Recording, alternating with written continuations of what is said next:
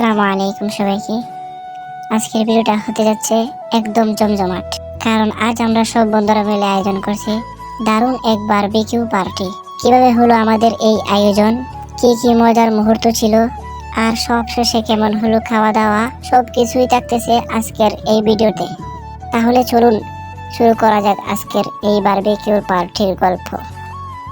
এখন চলতেছে আমাদের বারবিকিউ পার্টির প্রস্তুতি। সবাই যা যার কাজে ব্যস্ত।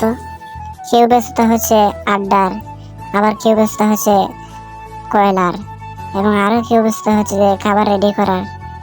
এগুলো মিলে আমাদের আজকের আয়োজন হবে। আর আসল মজাটি হচ্ছে আমরা সবাই একসাথে মিলে যে এই কাজগুলো করতেছি। সবকিছু ঠিকই আনছি, কিন্তু আমরা ঠান্ডা আনতে মনে নেই, তাই দোকান থেকে ঠান্ডা নিয়ে আসলাম। এদিকে আবার সবাই রুটি করার প্রস্তুতি নিচ্ছে, কারণ আমরা রুটি দিয়ে বারবিকিউ খাবো। অবশেষে আমাদের বারবিকিউ করার কাজও শুরু হয়ে গেল। সবাই একসাথে মিলে যে কাজগুলো করতেছি খুব আনন্দ লাগতেছে। এদিকে আমরা সবাই নিজের কাজ নিয়ে ব্যস্ত। হঠাৎ করে একটি পাখি এসে কাজটা করলো কি, আমার এক বন্ধুর মোবাইলে হাগু করে দিল। যাক, বাঁচলাম, আমাদের এই আয়োজনের মধ্যে যে পড়লো না। এদিকে বারবিকিউর মশলাগুলো তৈরি করা হচ্ছে এবং বারবিকিউর বস্তুর সাথে মিক্স করা হচ্ছে।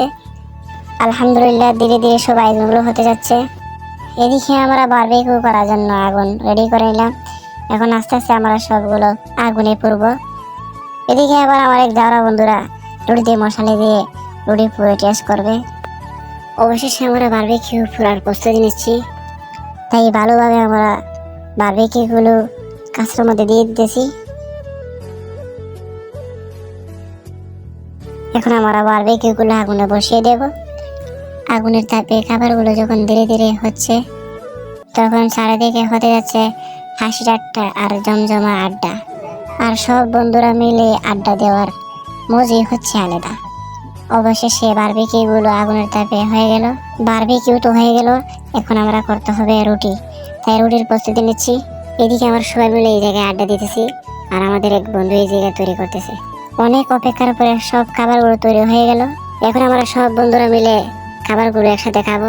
আসলে খাবারে যতটা স্বাদ না, তার চেয়ে বেশি আনন্দ হচ্ছে আমাদের আনন্দ। তো বন্ধুরা, আজকে বারবিকিউর পার্টির গল্প এখানে শেষ করছি। ভিডিওটা ভালো লাগলে লাইক, কমেন্ট, শেয়ার অবশ্যই করবেন। আবার দেখা হবে নতুন কোনো সুন্দর মুহূর্তের ব্লগ নিয়ে। সবাই ভালো থাকবেন, সুস্থ থাকবেন। আল্লাহ হাফেজ।